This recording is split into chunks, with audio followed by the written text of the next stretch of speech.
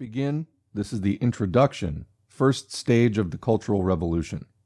Some of the most important political features of domestic policy in the first phase of the Great Proletarian Cultural Revolution from 1966 to 1969 include 1.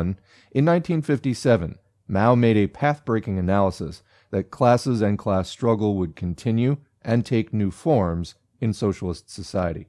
In the 16-point decision of the Central Committee, published on August 8, 1966, Mao identified the capitalist roaders in the leadership of the Communist Party of China as the primary target of the Cultural Revolution. Footnote here, see points 1 through 3 of the 16-point decision in People's China, 1966 through 1972, edited, annotated, and with introductions by David Milton, Nancy Milton, and Franz Sherman. Published 1974. Continuing. 2. Mao's understanding of the necessity for class struggle and his leadership of the Cultural Revolution over the course of 10 years constitute his most important contribution to the world revolutionary movement. This revolution in a socialist society was an attempt, unprecedented anywhere or any time, to mobilize and empower hundreds of millions of workers, peasants, women, youth, intellectuals, and minority nationalities in order to stay on a long and difficult socialist road to communism. 3. After the first Datsabaos appeared at Beijing universities and colleges, criticizing conservative professors and their supporters in the Municipal Communist Party Committee in early 1966, Mao called on millions of middle school and college students to rebel against conservative academic authorities. Comment here, Datsabao means big character poster. These were posters that were displayed prominently that contained complaints, usually about government policies or personnel. Continuing, some of the first Red Guard organizers, whose parents were leading party cadres, asserted their right to lead the Red Guard movement due to their red bloodline. Mao and his allies rejected this position and supported the formation of Mao Zedong-thought Red Guard groups, whose members were judged on their political performance and class stand, i.e. not nepotism. 4. In the January 1967 storm in Shanghai, the proletariat took the political stage in the GPCR. The seizure of power from the capitalist roaders in Shanghai was led, under Mao's overall guidance, by Jiang Chunqiao, the new Communist Party secretary in Shanghai, by Yao Wenyuan, a young national pacesetter in the field of propaganda, by Wang Hanwen, the 39-year-old chair of the Revolutionary Alliance of the Shanghai Proletariat that took the form of the Workers' General Headquarters in late 1966, and by Jiang Qing, the leader of revolutionary cultural work in the PLA and the Communist Party. 5. From 1966 into the 1970s, the masses and their Maoist leadership developed socialist new things in dozens of areas, from education and the liberation of women to factories and collective farms. See numbers 8 to 10 below for a discussion of these achievements of the GPCR and how they came under attack in the early 1970s. 6. The development in the provinces of a checkerboard of leftist-led and rightist forces, whose clashes led to the dominance of the PLA and the 3-in-1 revolutionary committees. They were made up of worker-peasant student masses, party cadre, and PLA officers. The revolutionary committees replaced people's communes, patterned after the Paris Commune in 1871, that had been formed in Shanghai and several provinces in February 1967. 7. After Mao called on the PLA to support the left in January 1967, an important battle took place in July 1967 in Wuhan between Central PLA forces and a revolutionary alliance of mass organizations, the General Workers' Council headquarters, on the one hand, and an uprising of rightist organizations, the 1 Million Warriors, supported by a mutiny of regional military forces. Mao, Defense Minister Lin Biao, and Premier Zhou Enlai set up a secret headquarters outside Wuhan in order to direct the battle. Footnote there, the Wuhan Incident, Local Strife and Provincial Rebellion During the Cultural Revolution by Thomas Robinson in the China Quarterly, number 47, July-September 1971 is the source here. Continuing, Maoists and revisionists around the country followed the situation in Wuhan carefully. At the other end of the political spectrum, PLA generals in Guangzhou supported Red Guard groups who claimed that their red class origin as children of party cadre gave them the right to control their campuses. When armed conflict started between conservative Red Guards and Maoist students in 1968, the PLA intervened on the side of the rightists. The PLA also excluded leftist forces from the founding of the Provincial Revolutionary Committee. Footnote, the source here is The Radical Students in Guangdong During the Cultural Revolution by Hong Yung Lee in the China Quarterly, number 64, December 1975. Continuing, Shanghai was one of the few cities where PLA units intervened on the side of leftist forces. In 1967 and 1968, a majority of the province's PLA generals supported revisionist groups and alliances. Part A. The struggle for power between the Maoists and the capitalist roaders. The Ninth Party Congress in 1969 and its 1970 plenum. The rebuilding of the Communist Party of China at all levels in 1968 and 1969 brought many young revolutionary activists into the party. The number of Communist Party members grew from 17 million in 1962 to 28 million in 1973. This process culminated in the Ninth Congress of the Communist Party in the spring of 1969. Just before the Congress convened, armored Soviet forces attacked Chinese defense units on the Amur and Ussuri rivers in northern China. The growing Soviet imperialist threat to socialist China played a major role, spoken and unspoken, in all of the political battles within the Communist Party and the PLA in the early 1970s. See Part B of this paper for a discussion of the opposed political lines on foreign policy between the Maoist and revisionist forces during those years. At this Congress, Lin Biao gave a political report whose content had been shaped by Mao. Lin became the only vice chairman and positioned himself to become Mao's successor. More than half of the Central Committee and the Politburo were PLA generals and high-ranking officers. Visitors to China at this time were struck by the number of uniformed members of the PLA on city streets, but the implications of this presence would not become publicly known until 1972. Mao was concerned that China could become a military dictatorship if the party did not command the gun. Chun Boda, who had been a reliable supporter of Mao and a propagandist for Maoism since the Seventh Congress in 1945, and was the secretary of the Central Cultural Revolution Group, lined up behind Lin's position that political conditions in China made it necessary for the PLA to command the party. At a Central Committee plenum in late 1970, Chun Boda supported Lin's plan that the People's Republic reinstate the post of state chairman that had been vacant after the overthrow of the number one capitalist roader, Liu Shaoqi, in 1967. Lin expected to take this position. At this plenum, Zhang Chunqiao opposed Lin's attempt to insert a reference to Mao's genius into the party constitution, which Zhang had drafted. Lin often squelched political and ideological struggle and study by stating that, quote, "we must firmly implement the chairman's instructions whether we understand them or not," unquote. Mao and his allies responded by forcing Chen out of the party leadership, deferring the settling of accounts with Lin to the fall of 1971. The struggle between Mao Zedong and Lin Biao is joined. The next round of struggle between the Maoists and Lin's forces in the leadership of the party and the People's Liberation Army, including PLA Chief of Staff Huang Yongsheng, took place in 1971. Lin placed two other issues on the table: the view that only, quote, geniuses like Mao and Lin can liberate the masses, and Lin's opposition to the opening to the West, which Mao, his closest political allies, and the forces grouped around Zhou Enlai believed was necessary to avoid fighting against two imperialist superpowers at the same time.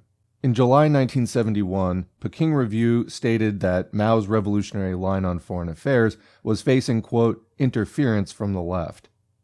The objective of Mao's inspection trip to the provinces in mid-1971 was to check on the political reliability of the regional PLA commanders that Lin was courting.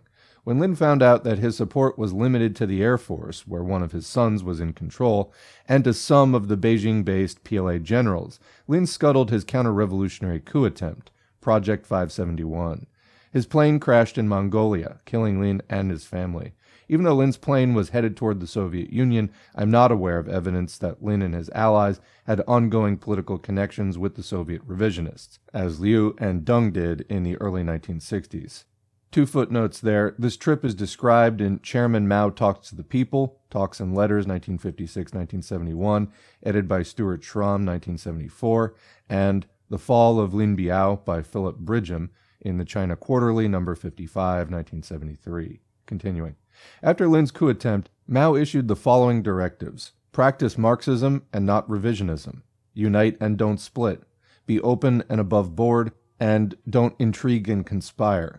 In 1973, these principles were incorporated into the party constitution in the report given by party vice chairman Wang Hongwen. Lin's theory of genius was idealist and self-serving, and it negated Mao's long-standing view that the masses make history, not heroes. Lin's view of the primary role of the People's Liberation Army in the GPCR also demonstrated a lack of faith in the masses and the party. Finally, Lin's opposition to the opening to the West was a form of ultra-leftism that would have weakened Socialist China's defenses against a very real military threat from the Soviet Union beginning in the late 1960s. Lin's position was similar to that of Trotsky in opposing the Treaty of Brest-Litovsk with Imperialist Germany in 1918, close to the end of inter-imperialist World War I. Lenin convinced the majority of the Bolshevik leadership to sign the treaty, which gave the new socialist Soviet state time to build a Red Army for the coming Civil War, and to prepare for military interventions by more than a dozen imperialist states, including the USA. After Germany's defeat later in 1918, the Red Army was able to take back most of the territory it had given up at Brest-Litovsk. Understanding Lin Biao's coup attempt. Lin's treachery and coup attempt was difficult for Mao and his allies to explain to the Chinese people. Lin had played a positive role after he replaced the pro-Soviet Peng Dehuai as defense minister in 1959. Lin led Maoist campaigns to democratize the PLA during the early 1960s. The quotations of Chairman Mao Zedong, the 33-chapter Red Book, first appeared in the PLA in 1964. In 1965, Lin issued Long Live the Victory of People's War, and Lin's forces answered Mao's call for the PLA to support the left in Shanghai, other cities, and several provinces in 1967 and 68. Mao may have recognized some of Lin's weaknesses during the 1960s, but the PLA was a key instrument for defending China against U.S. imperialism and Soviet imperialism on its southern and northern borders, and for holding China together in conditions in many provinces that Mao called all-around civil war in 1967 and 68. It's important to understand how Lin Biao, Chen Boda, and their networks in the PLA and party could play a positive role at a certain stage in the Cultural Revolution, and make a counter-revolutionary grab for political and military power at another stage in this complicated revolutionary process. In talks given during his inspection tour in August and September 1971, Mao said, quote, "We have been singing the Internationale for 50 years, yet on 10 occasions, certain people inside our party have tried to split it. As I see it, this may happen another 10, 20, or 30 times. You don't believe it? You may not believe it. Anyhow, I do. Will there be no struggle when we get to communism? I just don't believe it. There will be struggle even then, but only struggle between the new and the old, between what is correct and what is incorrect. Tens of thousands of years from now, what is wrong still won't get by. It won't stand up," unquote. This is quoting from On the Social Base of the Lin Biao Anti-Party Clique by Yao Wenyuan, Red Flag No. 3, 1975, and Peking Review No. 10, 1975. The aftermath. Lin's coup attempt had a deeply negative influence on the course of the Cultural Revolution.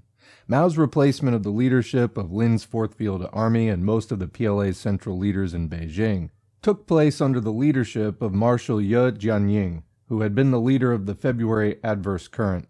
This factional movement of high-ranking rightists in the CPC and PLA sought to stop the Cultural Revolution in its tracks in February 1967. Many of Lin's allies in the CPC leadership were replaced by high-ranking cadre who had been overthrown or demoted during the early mass revolutionary upsurges of the GPCR. Premier Zhou Enlai presided over this process of rehabilitating revisionists who made limited or no self-criticism. While Mao's four close allies who rose to prominence in Shanghai, the Four, kept their positions in the party leadership, Zhou brought back Deng Xiaoping, the No. 2 capitalist roader, from internal exile in March 1973 in order to serve as his deputy premier. There's a footnote here about revisionism. In a capitalist or imperialist society, a revisionist political line makes reforms ends in themselves, denies the ferocity with which the ruling class will try to retain state power, and denies that the state is an instrument of class rule. This leads to the view that a peaceful transition to socialism is possible, and that durable international peace is possible in this, the era of imperialism. In a socialist society, a revisionist political line asserts that the primary task of socialism is economic development, and denies the decisive role that political consciousness and revolutionary ideology play in empowering the working class, defends and widens inequalities in education, wealth, and decision-making power that continue to exist in socialist society, and denies the necessity of class struggle in order to advance along the socialist road to classless society, communism. During the Maoist era, the revisionist forces in the leadership of the CPC and PLA also functioned as capitalist rotors. Back to the main text. Within a year, Deng also became a vice chairman of the CPC and the head of the Military Affairs Commission of the CPC. In January 1976, Mao and the Four stripped Deng of power in the CPC leadership a second time. However, Deng was not expelled from the party, as Liu was in 1967, making it possible for Deng to make a second political comeback after a revisionist military coup took place in October 1976. Even more negative consequences took place in China's foreign policy from 1971 to 1976. During those years, Zhou and Deng discarded the Maoist support for national liberation and revolutionary struggles during the 1960s, and replaced it with the pro-US imperialist three worlds theory. And commenting, I just want to note there, so I was a bit confused about the three worlds theory myself, because when China promoted this, they did so saying that it was Mao's three worlds theory. However, I couldn't really find anything where Mao is talking about that directly. You know, usually with major theories of leaders, they wrote about it or gave a speech or something. I found a reference to some newspaper interview, but no promulgations from Mao, and I thought that was kind of odd. I asked around within the community, nobody else had seen it either. So it seems like something that really was done in the late 70s under Mao's name, but I couldn't really find origination of that. So it's interesting to see this text refer to it as the pro-US imperialist three worlds theory and a discarding of Maoism. To me, that three worlds theory, heavily criticized by Hoxha, for example, came in at kind of a curious, somewhat suspicious time. So was this really one of Mao's theories, or was it a revisionist theory afterward? Let me know what you think, and try to support your statements in the comments. I am looking for more information about that. Continuing, attempts to reverse the achievements of the GPCR in education.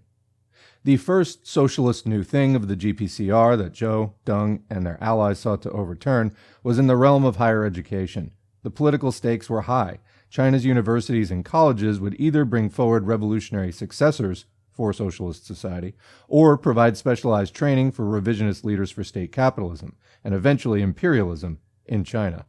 At Tsinghua in Beijing, China's leading university of science and technology, revisionist educators attempted to unseat two young military officers, Qi Kun and Xie Jingyi, the leaders of the workers' propaganda team that Mao and Zhang Chunqiao had sent in 1968 to provide proletarian leadership to the Tsinghua campus and to its affiliated factories and research institutions. From one end of China to another, the Maoist-led workers' propaganda teams brought large numbers of young workers and peasants into universities and colleges, with a first graduating class of 200,000 in 1974. Footnote there, the source on this is Wind in the Tower, Mao Zedong and the Chinese Revolution, 1949 to 1975, by Han Suyin. Han Suyin was a liberal friend of the Chinese Revolution, but became an apologist for Deng's regime and an uncritical biographer of Zhou Enlai. Back to the main text. At Tsinghua and other educational institutions, the Maoists advocated the principle of read over expert. Between 1971 and 1973, a veteran party cadre at Tsinghua, He Dongchang, who was supported by Premier Zhou Enlai, advocated the restoration of traditional teaching programs at Tsinghua. Along with the revisionist secretary of the Tsinghua CPC branch in the early 1960s, he advocated replacing the recommendation system from factory units and collective farms with formal national university examinations that favored children of high-ranking party members. Footnote there, for a detailed description of this campaign to reverse the achievements of the GPCR at Tsinghua, a, quote, radical Maoist bastion, see Rise of the Red Engineers, The Cultural Revolution and the Origins of China's New Class by Joel Andreas, 2009. Back to the text. According to an active participant in the educational transformations at a university in Fujian province on the eastern coast of China, due to the renewed emphasis on admission exams, by 1975 at least half of the student body were the sons and daughters of urban party cadre and intellectuals. Footnote there, this is from Mao's People, 16 Portraits of Life in Revolutionary China by B. Michael Froelich, 1980, page 85. Back to the text. In the early 1970s, the political line guiding education in China's countryside, focusing on whether to rapidly expand it in order to achieve universal middle school education, was also hotly contested.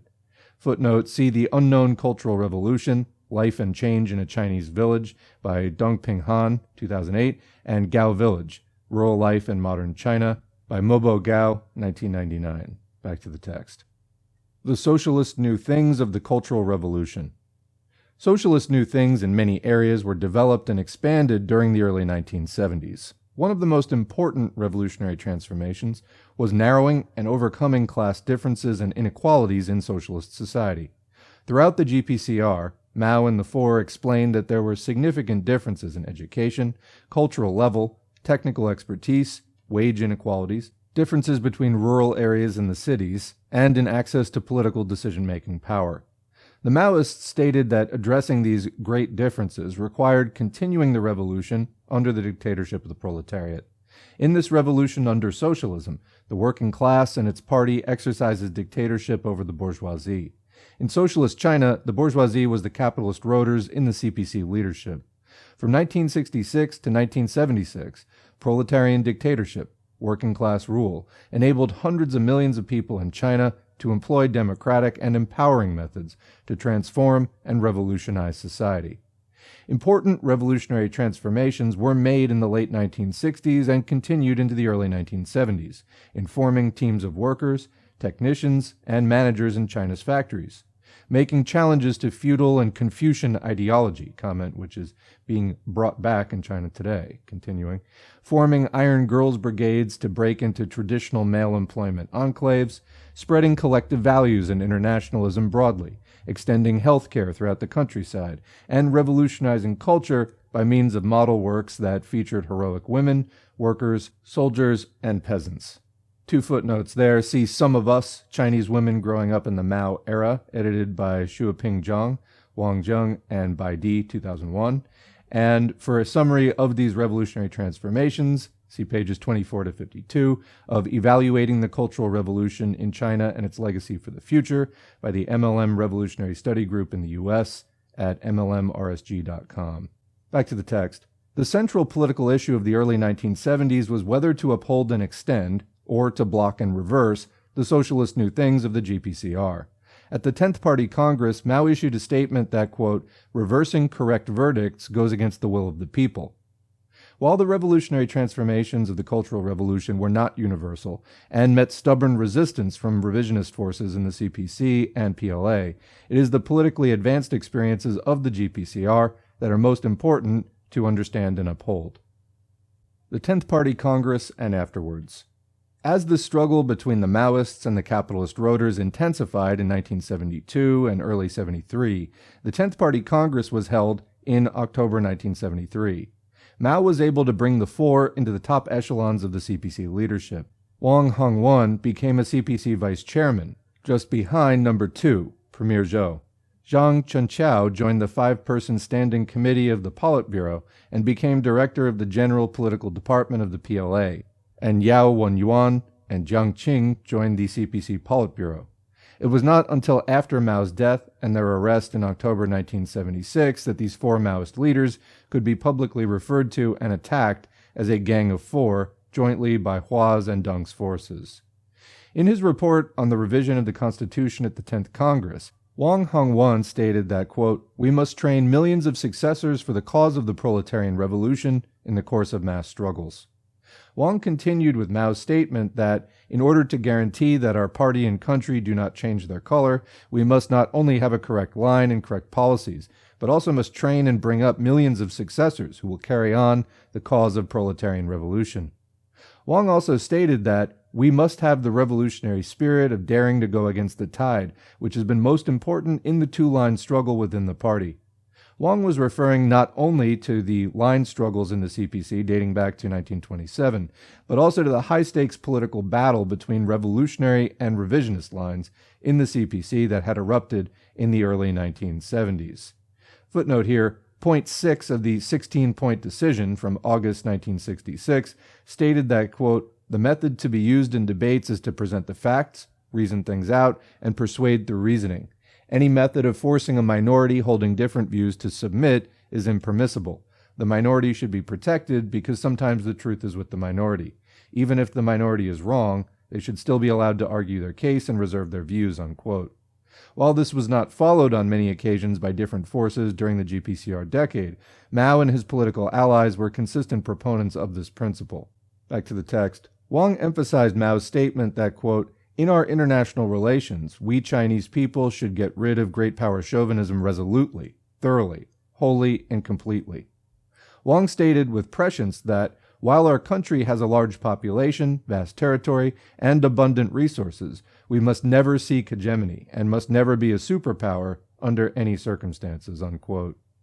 Footnote, this is from the report on the revision of the party constitution, delivered by Wang Hongwen on August 24 and adopted August 28, 1973. Back to the text.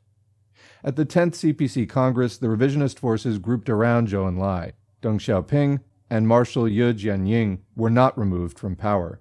There was a political stalemate between the Maoists and the revisionists at that time. By 1973, Mao had become more critical of Zhou, whose authority and prestige in the party and the government was second to that of Mao. Zhou's espousal of the four modernizations, along with Deng, which made economic development the primary task for the country, was in opposition to Mao's view that socialist economic growth required bringing forward the political initiative of the masses of people to consciously direct production in their interests, overcome social and economic inequalities, strengthen working-class rule, and continue to wage class struggle against revisionist party leaders and their policies. Following the 10th Congress, the Maoists initiated a campaign to criticize Lin Biao and Confucius. This campaign all but explicitly targeted Zhou Enlai, who maintained a network of supporters in the CPC as a modern-day benevolent Confucian. Footnote, as noted earlier, Premier Zhou Enlai had shifted to the right in the early 1970s. He was protecting and promoting Deng Xiaoping, and was himself attempting to reverse some of the most important gains of the Cultural Revolution in education. Since Zhou had a considerable base of support in the party, the military, and among the masses, different tactics may have been required to expose his political line. His behind-the-scenes role in the revisionist offensive of the capitalist roaders in the CPC and PLA, and to win over some of the middle forces in Chinese society. Back to the text.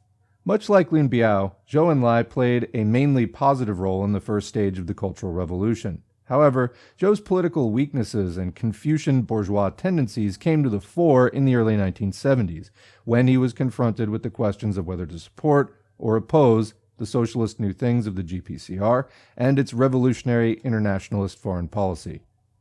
The political struggle heats up in 1974 and 1975. In 1974, Mao issued 3 directives concerning class struggle, unity and stability, and economic growth. When Deng tried to twist them so economic development became the main task, Mao insisted that class struggle was of primary importance and should be taken as the key link. Deng is reported to have replied, "How can we talk about class struggle every day?" Deng knew all too well against whom and against whose political program class struggle was being waged by the Maoists. Around this time, Mao publicized a statement from Deng in 1962 that, quote, "It does not matter if a cat is red or white as long as it catches mice," unquote. In 1974 and 1975, 3 additional political campaigns were launched by the Maoists: to study Mao Zedong thought, study the dictatorship of the proletariat, and criticize Water Margin, a classic novel that the Maoists used to raise the danger of capitulation of the people's forces to imperialists and reactionaries. In these campaigns, Mao, the Four, and their political allies in Beijing, Shanghai, and the provinces, were trying to find the means to bring forward the political initiative of the masses of people to advance on the socialist road, to foster widespread debate in order to sort out incorrect from correct ideas, and to enable hundreds of millions of people to criticize revisionist and bourgeois ideas and practices in the CPC. In 1974 and 1975, there was considerable resistance to Deng's forces by the Four and their allies. At a machine tools plant in Guangzhou, workers attacked their managers for relying solely on technical solutions without mobilizing the spirit of the workers.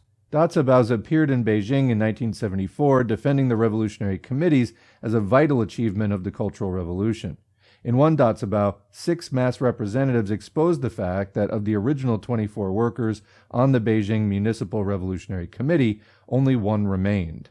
Footnote, this is from Going Against the Tide, on Dissent and Big Character Posters in China by a name I'm not going to be able to pronounce, 1990. Maoists and Revisionists face off in Zhejiang, a case study. The province of Zhejiang and its capital, the heavy industrial city of Hangzhou, is located just south of Shanghai in East China. Based on research conducted by an Australian academic in the late 1970s, it is possible to piece together the main features of a back-and-forth political and military struggle in Zhejiang from 1969 to 1976 between local Maoist forces with the support of Vice Chairman Wang Hongwan in Beijing and revisionist party leaders who had the ears of and political backing from Zhou and Deng. The source here is Rebellion and Factionalism in a Chinese Province, Zhejiang, 1966 to 1976, by Keith Forster, 1990. While Forster is not a friend of the Cultural Revolution in the Four, much of his account of the political struggle in Zhejiang is detailed and useful. Page references in Forster's book are included for the reader's use. Back to the text.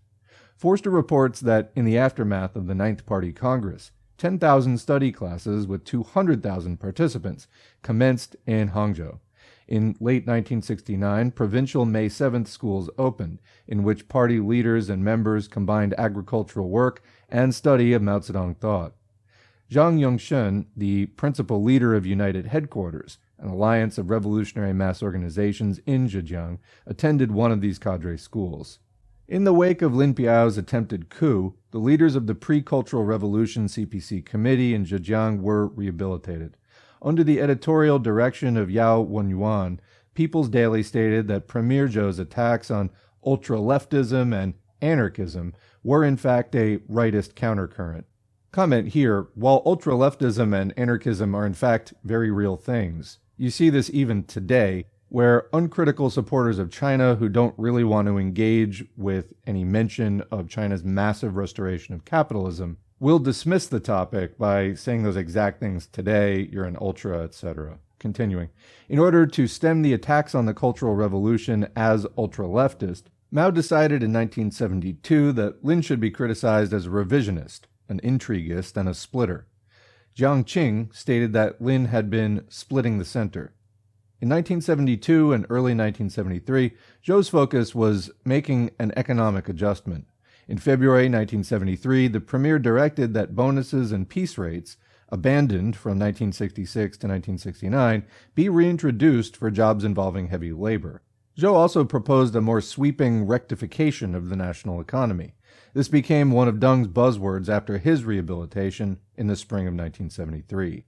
At the same time that Zhou chipped away at the achievements of the Cultural Revolution, the CPC Center decided to send Wang Hongwan on a provincial inspection tour to Zhejiang. In January 1973, Wang visited Hangzhou, where he met with the leaders of the United Headquarters Alliance, the Zhejiang Workers' Congress, the Women's Federation, and the Communist Youth League.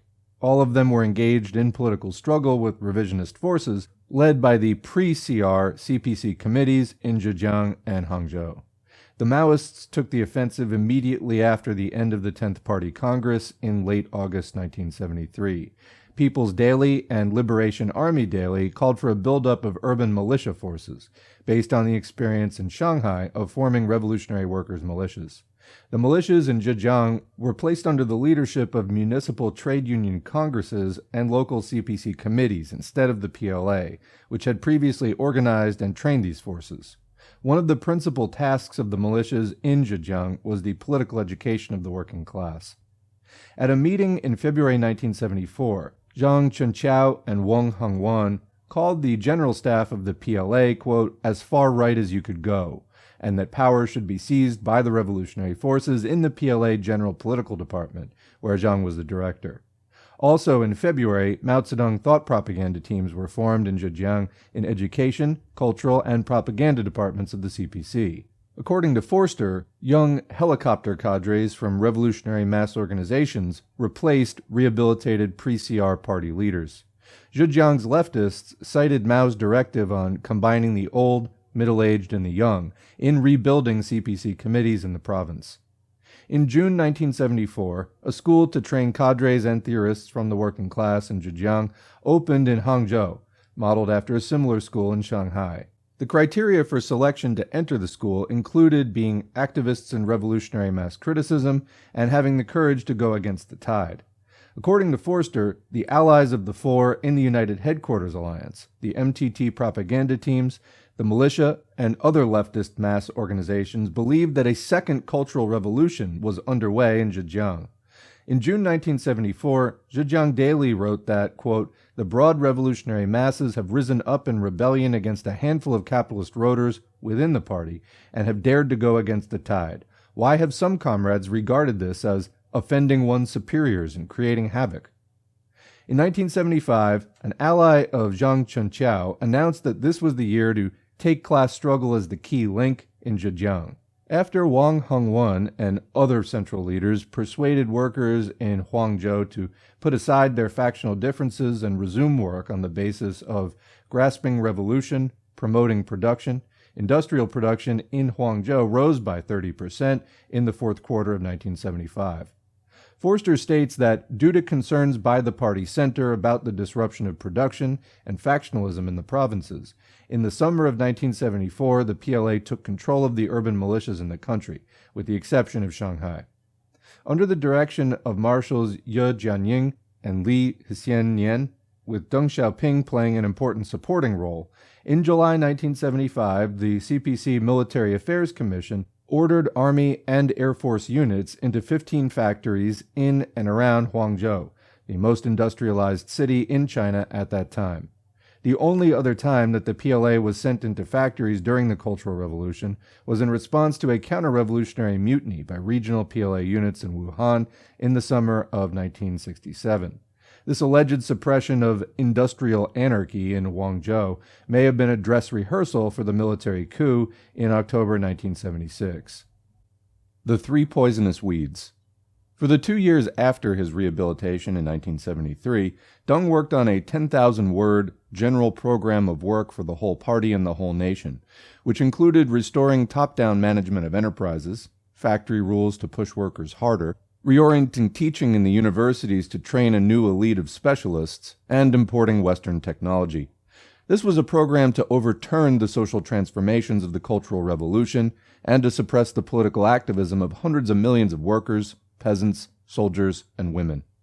The second and third weeds were some problems in accelerating industrial development and on some problems in the fields of science and technology. Issued in the fall of 1975, these reports were the product of writing groups under the leadership of Hua Guofeng, a CPC leader from Hunan who was briefly demoted during the Cultural Revolution, and Hu Yaobang, who served under Deng as CPC chairman and general secretary from 1981 to 1987. Footnote, if you're interested in those three reports, they were translated into English and published in The Case of the Gang of Four by Qi Xin, Cosmos Books, Hong Kong, 1977. Back to the text. The Maoists called these reports the Three Poisonous Weeds, a name that Deng and his allies had difficulty shedding from 1975 to 1976. In 1974 and 1975, Deputy Premier Deng's response to continuing political struggle in the main industrial centers was to label as bourgeois factionalists any group associated with the Four and their provincial allies who called for the removal of revisionist cadres and factory managers. The Maoists raised the level of theoretical understanding on the role of capitalist roaders in socialist society. An article that appeared in the Shanghai-based theoretical journal Study and Criticism discussed the nature of capitalist roaders in power such as Deng and Liu.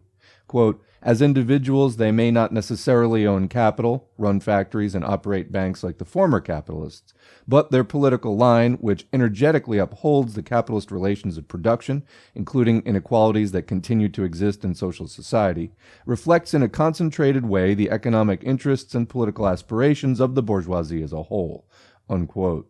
In a prescient statement, the author points out that, quote, once they usurp the party and state power, the new bourgeoisie will completely overthrow the dictatorship of the proletariat and the socialist system, change the nature of the socialist system of public ownership, and openly restore the capitalist system. By then, capitalist roaders, big and small, will redivide among themselves and in proportion to their capital and power, all the wealth created by the laboring people. Unquote. In early 1976, Zhang Chunqiao recognized the need to step up this revolutionary theoretical work. Quote, there are still no works with depth that describe the struggle against the capitalist roaders inside the party in the era of the socialist revolution. If we don't properly investigate what constitutes the distinctive characteristic and essence of capitalist roaders inside the party, we will have great difficulty writing good works of quality devoted to this topic. Such works would not only be able to teach the people of today something, but also have an educational value for future generations. Source, Mao's Last Revolution by Roderick McFarquhar and Michael Schoenhals, 2006. While the book is a prominent political assault on the Cultural Revolution, it does contain some useful factual detail. Back to the text. In 1975, Mao and his allies launched a political campaign to study the dictatorship of the proletariat. They also called for the restoration of the bourgeois rights, inequalities in socialist society, that were being expanded by the capitalist roaders in the CPC leadership. Zhang Chunqiao and Yao Wenyuan pressed the issue in Hanqi, Red Flag, calling for the elimination of material incentives in China's factories and collective farms. According to a Canadian student in Beijing, changes in the wage system in some areas raised the lowest grades and lowered the highest. In 1972, Mao's health was failing. He suffered from heart disease and from partial paralysis due to ALS. Still, Mao recognized the danger posed by Deng's program for capitalist restoration. Beginning in November 1975, a series of Politburo meetings criticized Deng, leading to his removal from all of his posts in the CPC, the state, and the PLA. In the spring of 1976, Mao issued a statement that, quote, you are making the socialist revolution and yet you don't know where the bourgeoisie is. It's right in the Communist Party, those in power taking the capitalist road. The capitalist roaders are still on the capitalist road. Source, Reversing Correct Verdicts Goes Against the Will of the People in People's Daily on March 10, 1976, translated in Peking Review, 11, March 12, 1976. In early 1976, Mao launched a campaign to criticize Deng and beat back the right deviationist wind. Deng was removed from power a second time, but it was a case of too little, too late. Deng's forces, including the acting premier, Hua Guofeng, and PLA generals Ye Jianying, Li Xiannian, and Chen Xilian, the commander of the PLA's Peking region, were positioned to launch a military coup after Mao's death in September 1976. As long as socialist states face imperialist and hostile powers, they will need standing militaries for defensive purposes. But if ongoing political education, revolutionary transformations, and mass campaigns against revisionism are not carried out in the armed forces of socialist states, the generals can accomplish from within what imperialist armies have not been able to do from without: overthrow working-class rule. The role of an unfavorable balance of forces in the defeat of the Maoists. The 16-point decision in August 1966 made the important point that the revolutionary forces can sometimes be defeated due to an unfavorable balance of forces. This was true of the political situation in both the class struggle in China and the international situation in the fall of 1976. While Zhang, Wang, Yao, and Jiang and their allies took correct positions on major dividing line political questions of domestic policy during the GPCR, their political and military support was not as strong as that of the revisionists in the CPC, and especially in the PLA. According to some researchers, the strongest and most reliable support for the Four and their Maoist allies was in Shanghai, Beijing, and other industrial cities, in Zhejiang and Shandong provinces, and in the fields of education, propaganda, and culture. The greatest weakness of the Maoists lay in the military. The lightly armed leftist militias in Shanghai and other cities were not in a position to stand up to the revisionist-led PLA in 1975 and 1976. The Maoists were waging an uphill battle to relaunch the revolutionary upsurges of the Cultural Revolution. Because they made that attempt, but an unsuccessful one, the four were arrested at a pretextual meeting of the Central Committee. A few years later, they were placed in public show trials with predetermined prison sentences of 20 years to life. Following a counter-revolutionary plan, the majority of the PLA and CPC leaderships purged members of the party, leaders of urban militias, and PLA officers who continued to uphold the political objectives and achievements of the Cultural Revolution in the political confrontations that took place from 1971 to 1976. Edoardo Massi, an Italian teacher at the Foreign Languages Institute in Shanghai during 1976 and 1977, reported on resistance to the coup by workers' groups and city and factory militia members. In 1977, Massi visited a machine tools factory in Shanghai, where the Revolutionary Committee, composed of alliances of mass organizations, revolutionary cadre, and PLA officers, had been purged, and the workers' productivity scores were kept on a large scorecard. Source: China Winter, Workers, Mandarins, and the Purge of the Gang of Four, 1981. Immediately after the coup, hundreds of revolutionary leaders who had come forward during the Cultural Revolution in Luoyang, an industrial city in Henan province, were arrested, paraded in public, and then disappeared. In the early 1980s, the new regime launched an even more extensive campaign of retaliation against former rebels. Government departments, factories, and schools set up special offices to investigate charges of, quote, crimes committed during the Cultural Revolution. Tens of thousands of people lost their jobs and housing, and many were imprisoned. Source: The Unknown Cultural Revolution by Dongping Han. In the spring of 1975, Mao stated that, quote, "If the rightists stage an anti-communist coup d'etat in China, I'm sure that they will know no peace either, and their rule will most probably be short-lived because it will not be tolerated by the revolutionaries, who represent the interests of the people, making up more than 90% of the population." The conclusion is still the two familiar comments: the future is bright, the road is tortuous. Source: On the Social Basis of the Lin Biao Anti-Party Clique by Yao Wenyuan. From Hanqi, Red Flag, No. 3, 1975, translated in Peking Review No. 10, March 7, 1975. Some understandings on the nature of socialism and the dictatorship of the proletariat. A fundamental point of departure is the understanding that it is working-class rule, the dictatorship of the proletariat over the bourgeoisie, that makes it possible for the vast majority of people to have and exercise real political rights, especially the power to continue to transform socialist society in their collective interest.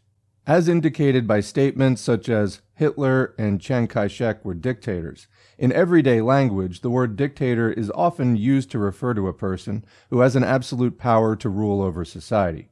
For Marxists, however, the main characteristic of any society is that it's shaped by relations among classes, not among individuals. All societies are dictatorships insofar as one class rules in its own interests. Within the ruling class there is democracy, because there can be considerable debate among its members. They have meaningful opportunities to influence what the state does. But the capitalist state exercises dictatorship over members of other classes, who lack comparable opportunities to influence what the state does. As Lenin once put it, in bourgeois democracy, the people have the right to choose which pre-selected candidates of the ruling class will oppress them for the following few years. Under this system, the capitalist state protects existing property relations and suppresses, frequently violently, serious challenges to these relations and to its rule.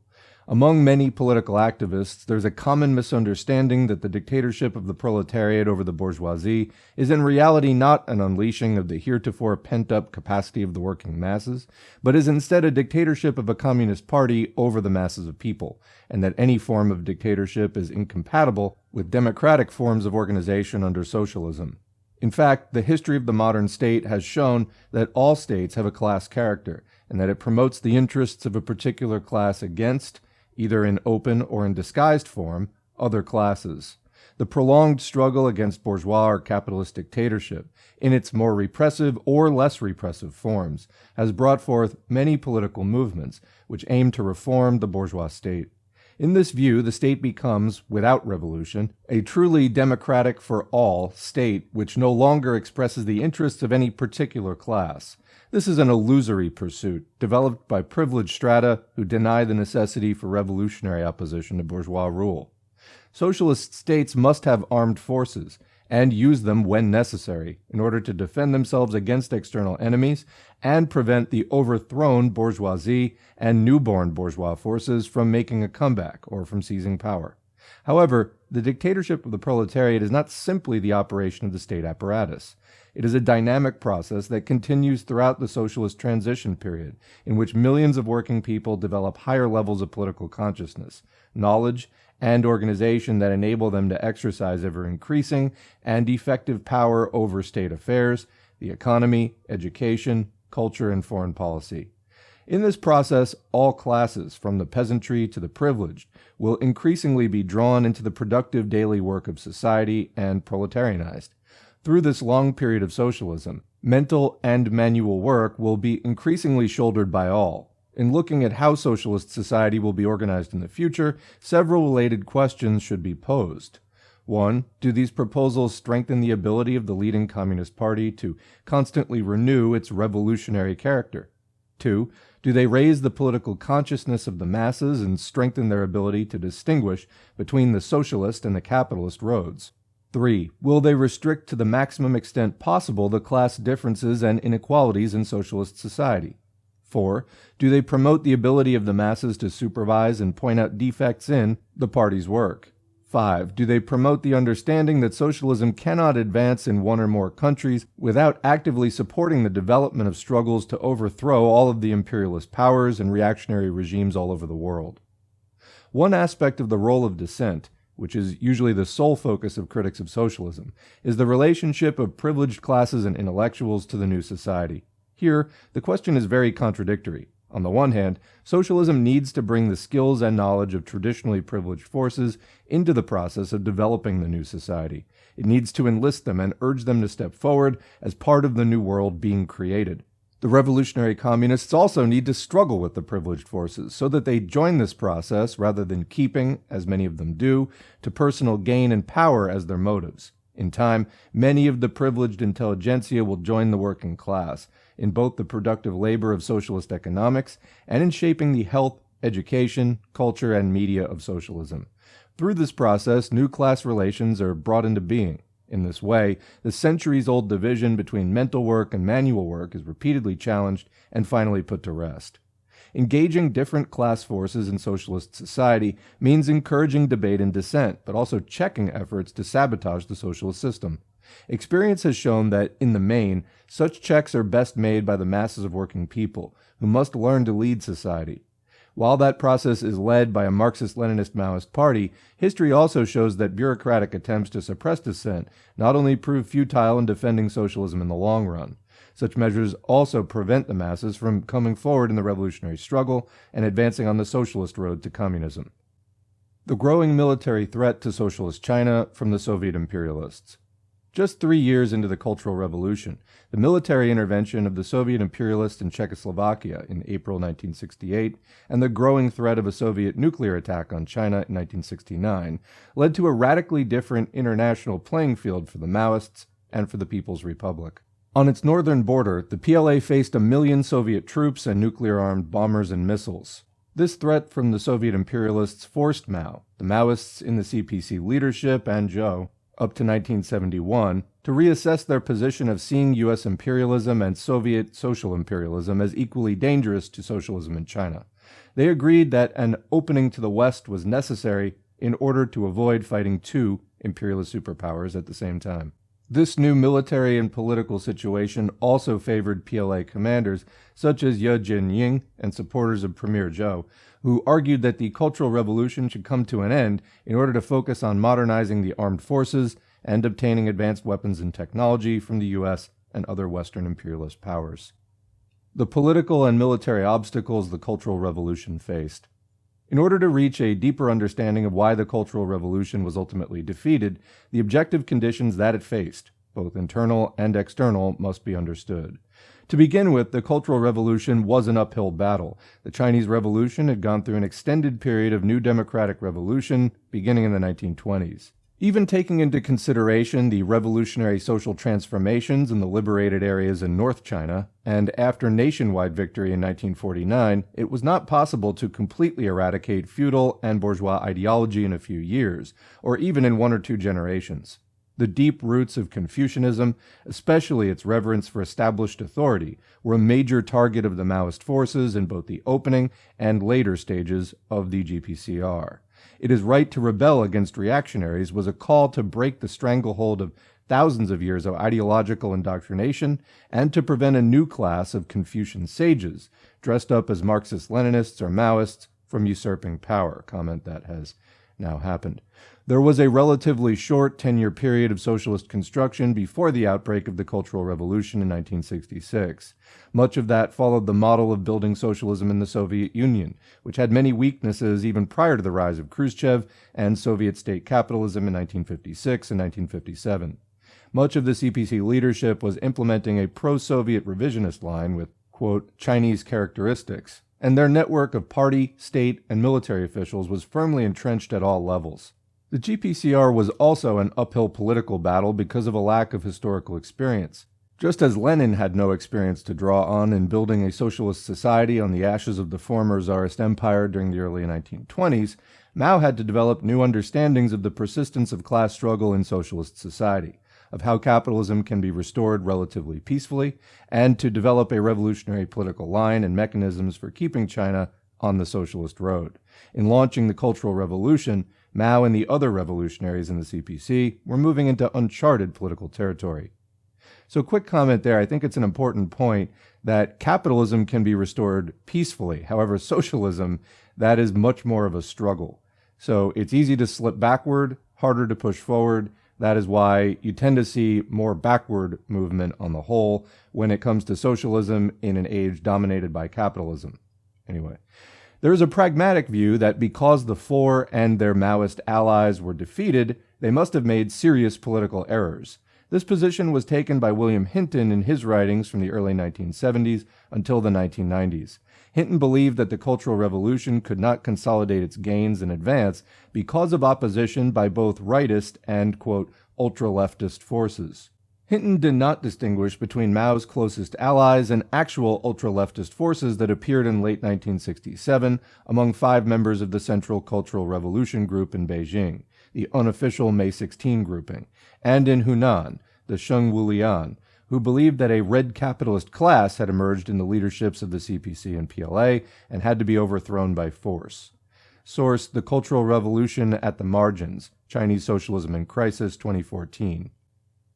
The political legacy of the Great Proletarian Cultural Revolution for future generations. Given the uphill nature of the battle, the lack of historical experience, and the development of an unfavorable international and domestic situation in the early 1970s, it was not possible to defend working-class rule in China and keep it on the socialist road.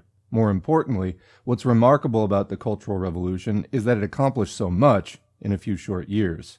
Footnote, this is the same attitude that Marx, Engels, and Lenin took to the Paris Commune of 1871, the world's first proletarian revolution. Even though it was crushed by the French bourgeoisie with the backing of the German army after only 2 months, Marx wrote that it was correct for the communards to storm the heavens. Lenin observed that the success of the October Revolution was due in part to correctly summing up the strengths and weaknesses of the policies of the Paris Commune. Back to the text. We should ask what the world would be like without the experience of 1966 to 1976 in China. We would not have the experience of a revolutionary socialist society, of tens of millions of people awakening to political struggle, and the achievement of many socialist new things. Today's revolutionaries around the world would not have the necessary tools to explain the reversals of socialism, first in the USSR and then in China. Without the divergent roads of revisionism and revolution having been clearly marked, the difficulties of charting the course forward from here would be daunting, and the pull toward discarding the socialist project would be massive. Instead, the Cultural Revolution has passed down a precious legacy of theoretical understanding and revolutionary practice to future generations. Future socialist societies will reach for a higher level of revolutionary consciousness and efforts by the working class to exercise more direct control over all of society. Just as successful revolutions never repeat themselves, future cultural revolutions in socialist societies, even in today's imperialist China, will not simply replicate the Chinese experience from 1966 to 76. On the note here that China is an imperialist country, see Is China an Imperialist Country? Considerations and Evidence by N.B. Turner et al., March 2014, red-path.net. In the future, informed by the historic lessons of the GPCR, genuine communists will be more aware of the threat of a revisionist seizure of power and will exert every effort to mobilize the masses to expose and remove bourgeois elements in the party before they become strong enough to challenge proletarian rule.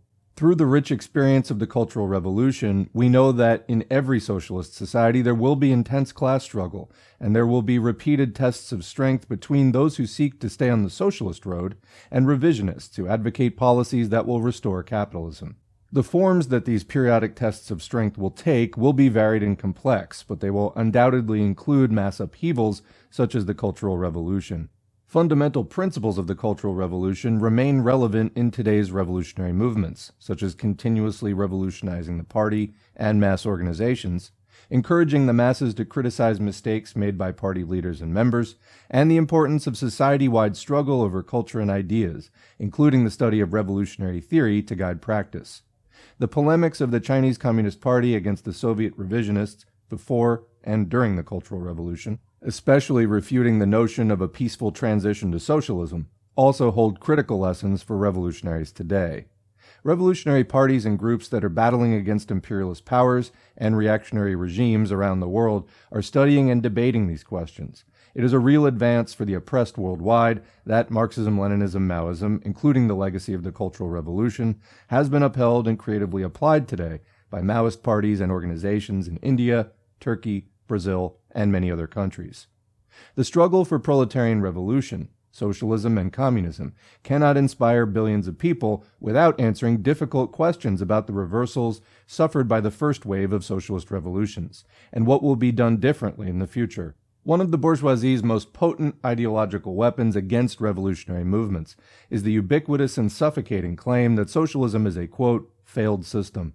This must be answered with a materialist and dialectical analysis of the roots and processes of capitalist restoration in the Soviet Union and China, and how the masses of people in socialist countries can use the lessons of the Cultural Revolution to stay on the socialist road. With a deeper understanding of the positive and negative lessons of socialist revolutions in the 20th century, communist ideology will emerge as a stronger and more vibrant force in the 21st century.